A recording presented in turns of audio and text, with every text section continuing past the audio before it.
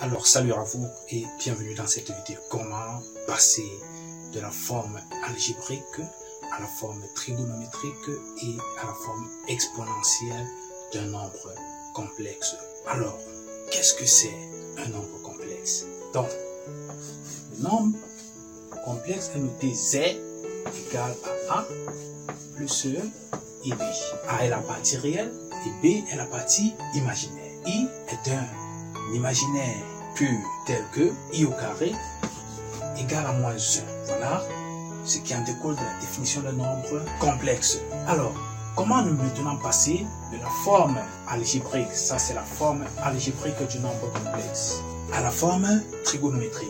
Donc, sous la forme trigonométrique, on aura besoin de mettre ce nombre complexe sous la forme R, facteur de cosinus θ plus I sinus θ, où R ici est le module du nombre complexe et θ est l'argument du nombre complexe.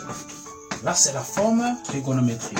Une fois qu'on a la forme trigonométrique, cela devient très facile de passer de cette forme à la forme exponentielle.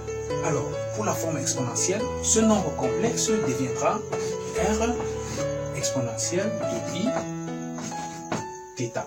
Dans ce cas, R représente toujours le module et θ est l'argument. Pour mettre un nombre complexe sous la forme exponentielle, cela devient très facile lorsqu'on a la forme trigonométrique. Donc là, nous avons la forme exponentielle. Voilà donc les trois formes d'un nombre complexe. La forme algébrique, la forme trigonométrique que voici, et puis la forme exponentielle. Nous passons maintenant à un exemple d'application.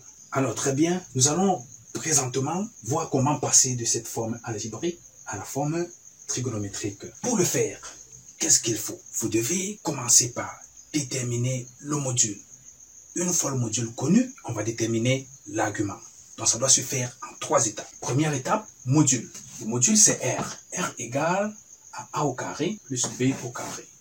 C'est-à-dire moins racine de 3 au carré plus 3 au carré. Qu'est-ce que ça fait?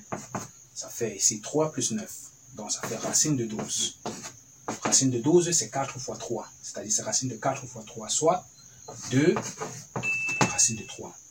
Ce qu'il faut faire maintenant, c'est de mettre R1 en facteur. Une fois que nous avons obtenu ceci, Z sera donc égal à R, c'est-à-dire 2 racine de 3, facteur de moins racine de 3, sur 2 racine de 3, plus I fois 3 sur 2 racine de 3.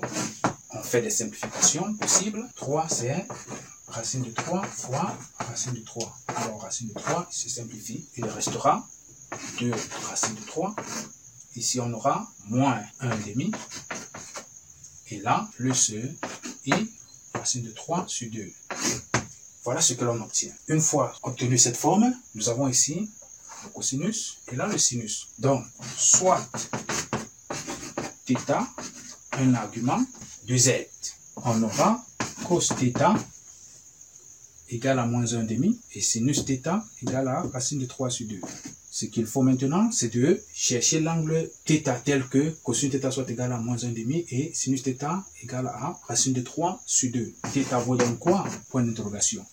On va donc faire notre petit cercle trigonométrique afin de déduire l'angle θ. Axe de cosinus, et ici c'est l'axe des sinus. Cosinus θ, moins 1,5, nous sommes ici. Sinus θ, racine de 3 sur 2. Racine de 3 sur 2, c'est 0,86. Donc, proche de 1, il suffit de projeter. Voilà. Si nous scindons en 3, là encore en 3, ça fait donc pi sur 6, 2 pi sur 6, 3 pi sur 6, 4 pi sur 6. Donc, l'angle là correspond à 4 pi sur 6, qui vaut encore 2 pi sur 3. Voilà. Donc, θ vaut 2 pi sur 3. Une fois que nous avons obtenu le module qui valait ici 2 racines de 3 et l'argument, nous avons donc la forme trigonométrique. C'est-à-dire que Z sera donc égal à 2 racines de 3, facteur de cos de 2 pi sur 3 plus I sinus 2pi sur 3. Une fois que nous avons la forme trigonométrique, on en déduit aisément la forme exponentielle. Z égale à 2 racine de 3 fois exponentielle de I 2pi sur 3. Et c'est tout. Voilà pour ce premier exemple. Z égale à moins racine de 3 plus 3i. Alors, nous passons au deuxième exemple. Z égale à 1 moins i.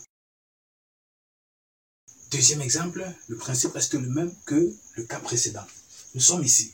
Z égale à 1 moins i. Alors, nous faisons pareil. Module R égale à 1 au carré, moins 1, c'est-à-dire plus, moins 1, comme ceci au carré. Dans la racine, cela fait racine de 2. Ensuite, nous mettons R en facteur. Z deviendra racine de 2, facteur de 1 sur racine de 2. Moins I, alors nous savons que 1 sur racine de 2, c'est racine de 2 sur 2, ce qui fera moins I. Voilà ce que l'on obtient. Maintenant, nous allons chercher à déterminer l'argument.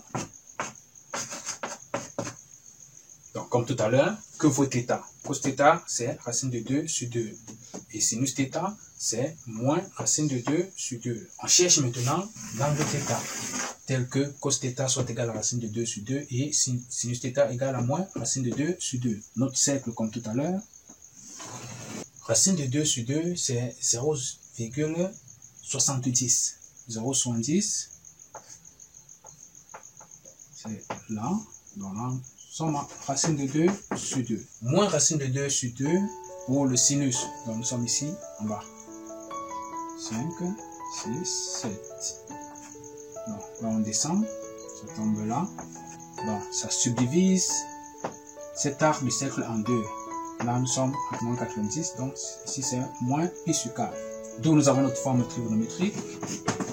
Module